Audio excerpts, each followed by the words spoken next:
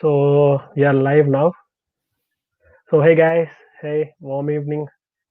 Welcome guys for another talk show from WeInkWriters. So today we have a special guest from Ireland, Shreya with us. So she's a wonderful artist of with words. So you can read the contents of her on LinkedIn, Instagram, and you can follow her as well. And she has brilliant craze towards writing. So we'll be talking and learning more about her and how we experience and content writing and freelancing kind of stuff. So let's get started. So welcome Shreya for this talk show. Thank you, Santosh, for having me. Okay, that said, so if you have any doubts or you want to ask something, you can put that in the chat section so that we'll be answering at the last. So first thing, many are not aware as we discussed earlier. Aware of freelancing or content writing. So can you tell us what is content writing or freelancing in a short, so that we'll be getting an idea of what does a content writer do and what does a freelancer do basically. So, freelancer is basically anybody who works by themselves. So, they're not associated with any company or any agency or anything. So, an independent, service provider is a freelancer, and a content writing freelancer is one subsection because freelancing can be anything, right? From any creative field like a musician or graphic designer or web developer to also something as somebody who comes to repair your AC or other equipments. So they can also be freelancers. And what I'm a content writer, and that means that I write content for like websites, for articles, anything that you see on social media, any ads that you like, any banners that you see, like when you're stuck in traffic and you see all these banners which are creatively written. So that's the kind of work I do. And because I work independently, I'm a freelance content writer. Yeah, I think that answers it. So what is freelancing and what is a content writing all about? So do you feel kind of stress when you handle both? You are being into college and you have to take up that as well and then do the freelancing kind of work. So do you how do you balance those? So, I mean, I have a system in place that works for me. So normally it's something like going to college and spending time there, just doing college work, and then once I come back home, spending around 2 to 3 hours working in the night. And I stopped working on the weekends. So right now, of course, I'm on vacation. We are on a summer break. But normally, if I'm working and if I have college, then I prefer to take the weekends off completely, and then I focus on just assignments and things like that. So that works for me, and it helps me just organize my week and get both things done properly. Yeah, I hope most people don't take their weekends off. They still hustle on weekends as well. So that's great to hear that you take some break in between and continue the work. So that's great explanation of what do you think. And another thing is that there are people who are still searching for their niche, like you are being a content writer, right? So there are still people who are searching for their interest or searching for something that attracts them or their work. So what is your advice on for people who are doing that? So they are still hustling to find that one thing that makes them feel better, or when they do that. In like when we say niche, I mean my content writing mind goes into a content writing niche. So I think you're asking mainly in terms of, how do you decide what you want to do Yeah. and what you want to pursue. So I don't know, honestly, because I think it's different for everyone. Some people just know it from basically from when they're born, they just know, okay, this is what we want to do. Some people they decide when they're in college and they decide that, okay, this is what I want to study and this is what I'll do. And then some people, they're done with college, they're done with a few jobs maybe, and then they realize that, okay, this is what they enjoy doing. So I think the best process to find that out is just to try different things that you like. For example, I used to write a lot of poems and essays and things like that when I was younger. That was my interest in writing, and then I wanted to be a doctor, so I took up science and I explored that. That didn't really appeal to me as much as I thought it would, but writing always stuck with me, and over the years, like 12, 15 years, I've still always loved writing. So I decided that because I love writing and because I can do it so easily, I mean, because I can be so involved in it and, not feel overwhelmed by it.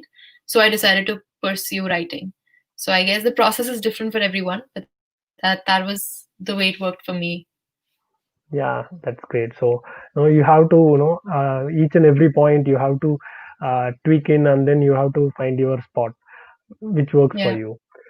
So, guys, if you have any doubts or you want to have some, interaction, you can put that in the comment section so that you'll be able to answer those. So another quick thing is that everything is getting automated, right? So there is this thing called artificial AI. So it is destroying the entire industry in terms of creativity and gaming and everything, right? So it is crushing human skills in every field. So what's your take on the AI beating the writing category? So I have seen bot or which has developed by IBM. So it has pretty much comparatively with humans in the debate competition, it kind of mimics the human nature of in a debate. So with that level of intelligence, what do you think that will have a impact in writing? So if there is something bot or some kind of AI taking over writing thing, so what is the role, or what is the role of content writer at that point in time? I think we're a long way from AI taking over any creative field because it's for many reasons. I mean, of course, it's not as widespread, it's still being tried out. But that aside, I think that AI in like the near future could, of course, assist in content creation. Probably not in the writing part itself, but things like, what's trending, figuring out what kind of content would do well, probably cooking up the own strategies based on what inputs you give it. And it says, okay, this is what you can work on, this is what will work for you, this is the platforms you should be on, this is when you should post. In that sense, we are already reliant on data that we see, how many impressions, what time is our audience awake and active, things like that. So I think AI would just make it more intelligent. I think it'll just make that process more intelligent. And for now, I don't think it'll write the content for us. So we have our jobs for a few more years. Yeah, many people think in that way. So, they are trying to figure out, which industry will not be disrupted by AI. So it kind of, it is a long term, it is still under development and they are doing some Mhm. R&D on that. But, in near future, we are, safe in our zone. So there are people who start with some kind of niche which is trending. So if something is trending, they go after that. So do you think it's the right way, or wait for some time, as you said before, you explore a few things and then find your spot? What's your I take on think that? to each their own because everyone's process and interests are different. There are many reasons why somebody would write on trending content. Maybe just because it's trending, so Yeah. try to get more engagement. If somebody prefers news articles, then of course they have to go in for trending topics. Some people just they are interested in whatever's going on and they want to share opinion pieces and they want to share what they think about what's trending. So that works as well. So whatever works for them, I guess they can try that out. There's no right way. Okay, great. So there is something to it, right? So when you choose a content and write towards that, you get attracted towards that particular technology or something kind of you stick into that and then rethink and rework on things and then post it. Yeah. Yeah. So another thing is that how important do you think writing is? So from a techie guy, so I'm not much into writing, so I use technology. So kind of from that background. So how do you think it's important writing skills? I think writing is basically important in every small aspect that we see. Just something as simple as how you write the email to me, and then when you invited me for this show, how did you write that to me? That's also content writing. Although it's not somebody you hired, you didn't hire somebody to do that, but it impacted the way I responded to you and how interested I was in speaking with you. So even the smallest part of our day, like just getting a text message from our bank that says you've got money or whatever, or we've debited your account, even those things, the way it's written matters so much to make sure that we are reading the entirety of it and we are, not getting annoyed by it. So things like that. And when it comes to like the company perspective, it enhances the branding and the user experience. So when we look at ads and articles, web copy, those things are of course good for marketing, selling, and building the interest, the audience's interest in the brand. But something like, if you log into Zoom and then like a Zoom call, and then it says, it has that one line about, you're ready for the meeting and things like that. How do you write that so that it clearly shows the message, and also it's not too much every time? So those things, like keeping those things in mind, again, that's content writing. So I think it's very important in every Okay. aspect. Yeah. So I think most of people should pick up content writing and at least know some basics. So some do Yeah. some groundwork and have some at least a minimal level of knowledge on content writing. Yeah, that's good. So apart from freelancing, so what else do you do for creativity? So you enhance or you search, right? So something you find out, you explore. So what kind of things that you do apart from freelancing or content writing? I i do a lot of things. I mean, I'm a normal human being. I do things like, I like watching movies a lot. I think that's fun. I like cooking, so that's another creative way. So I like cooking, and I like making sure it looks pretty, and like clicking pictures of my food. That's something I enjoy. And in general, like in college also, I really enjoy attending events. Like I have been a part of many startup competitions, and I'm basically at any business event you can think of, I'm always there, trying to just either watch people or go and pitch myself, get involved in some way. So in that sense, I'm kind of always involved with anything that interests me. Yeah, that's great. So, from freelancing, so what is the kind of personal growth you can get, or you have got, before, content writing and after, doing some content writing and freelancing work? So, what's the personal growth that you have evolved in times? The main would be financial independence. So in that sense, that was of course one of the most important things, especially as a student. So getting and working towards that, it has been very, I don't know, it's just been a different experience, because this is, as I'm a student, this is one of the first time where I've gotten to experience that feeling. So that's great, financial independence. And in general, like all the other soft skills, especially, of course, content writing, I've increased, I've done better now. But even things like how to communicate, or how to be, or, open to speaking with new people and learning about different cultures, because everyone who I speak to is from across the globe. So just being receptive towards that, and like instantly adapting to the way they speak, and how they behave. So things like that have helped me in overall personal growth, and just made me like, a more, I guess, a person who is more like okay with things around her, rather than just getting like annoyed by certain changes. So that's the kind of personal growth I've seen. Yeah, that's great. So, you do some work, but there are a lot of things that can evolve you as a person, right? So, Mhm. you doesn't, want to involve yourself in things that doesn't improve you, or it is something that doesn't suit you. Yeah, that's Yeah. great to hear. Do you think that freelancing kind of stuff is necessary for a student, or is it like you work the entire day, you work the 4 years, and then you land it in a job and then go towards that? So, what's your take on that? Again, this is very subjective.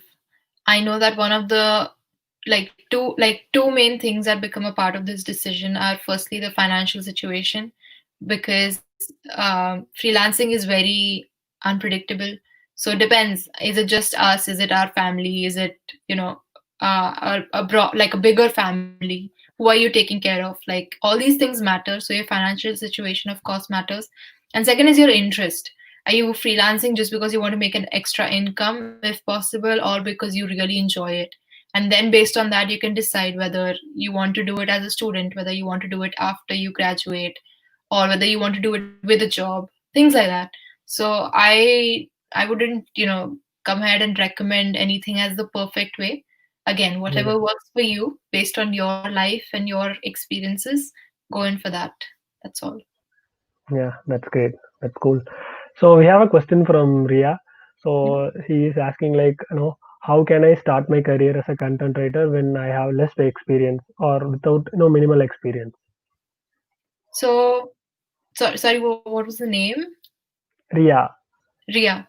Okay, so Ria, even if you're starting out, that's fine. What you need to do is put out a lot of content, because the main thing for starting out is that you have to have a minimal experience of writing, not professionally, but just you should know what you're doing. So that's important.